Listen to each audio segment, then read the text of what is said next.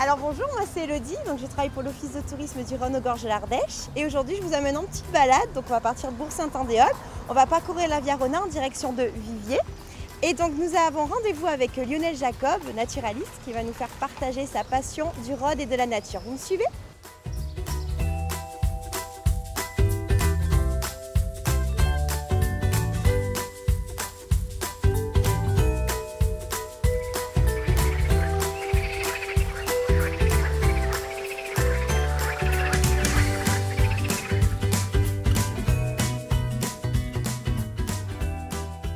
Bonjour Lionel. Alors Lionel, j'avais vraiment très envie de découvrir le Rhône nature, un peu loin des sentiers battus, et quoi de mieux que toi, naturaliste, pour me le faire découvrir, donc je te remercie déjà. Tu m'as donné donc rendez-vous ici, donc dans le défilé de Donzère, à proximité du pont du Robinet, donc dis-moi pourquoi ici ? Eh bien, il y a plusieurs explications. D'une part, on a là le Vieux-Rhône, le Rhône entier, on peut dire.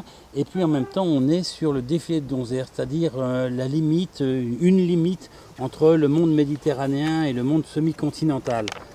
Ce qui offre des particularités aussi bien au point de vue faunistique que floristique. Et c'est très intéressant. Voilà. Alors, il est certain que le Rhône, avant, faisait toute la largeur du défilé. Oui. D'où de nombreuses launes qu'on trouve maintenant. Une laune, c'est quoi une laune ? Ah, une laune. Alors les launes sont les anciens bras du Rhône, qui D'accord. peuvent être d'ailleurs en connexion ou non avec le Rhône à l'heure actuelle. Il y a encore des launes qui sont en connexion. Et alors ces launes ont l'avantage, disons, de ne pas véhiculer toujours la même eau et donc d'être plus ou moins riches et avec une faune, une flore plus ou moins diversifiée. Et justement, l'avantage, c'est qu'il y a des launes ici, donc on peut aller en voir une si tu veux. Avec... Ah ben volontiers Lionel, oui.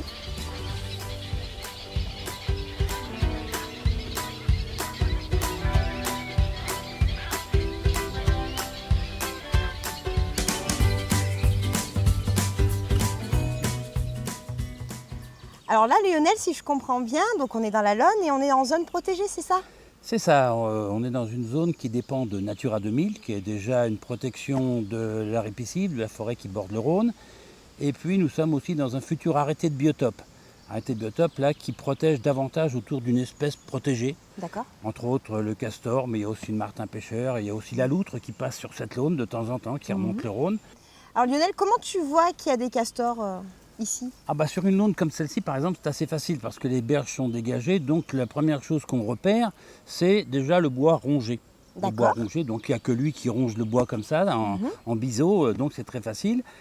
C'est sa nourriture quand même, l'écorce des peupliers et des saules. Et puis il y a aussi les toboggans, c'est-à-dire comme le castor prend toujours le même chemin pour aller de la berge à la laune, à force ça se creuse et ça fait comme un toboggan. Voilà.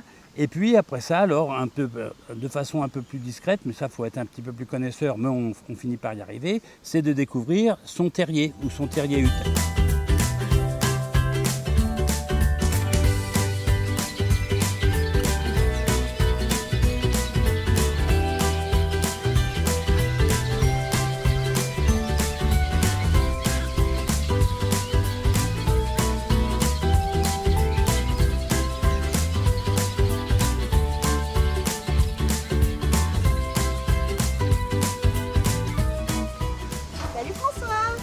Bonjour, bienvenue. Merci.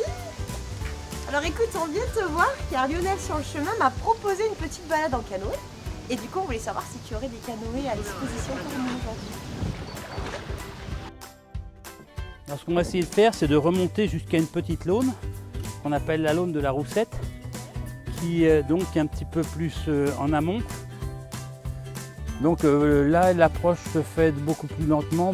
Là, en tant que naturaliste, des fois, tu passes la journée entière pour découvrir certaines libellules ou certains oiseaux. Alors, c'est une petite laune, tu vois, c'est bien tranquille. Il faut savoir, dans une laune, quand le Rhône est en crue, dans une laune, il n'y a pas de courant, ou presque pas.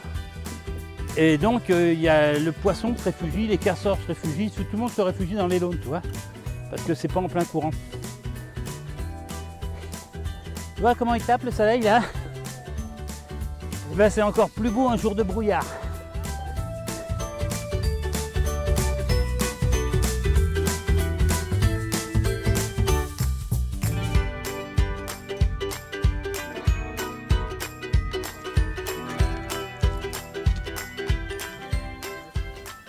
Bon bah voilà Lionel, la journée se termine.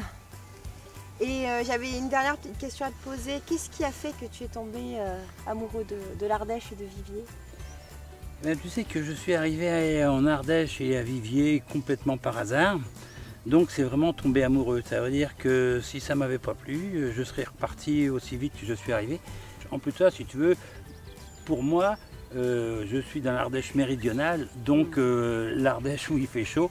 Et ça, c'est quand même un des critères qui fait que, voilà, on y est très bien.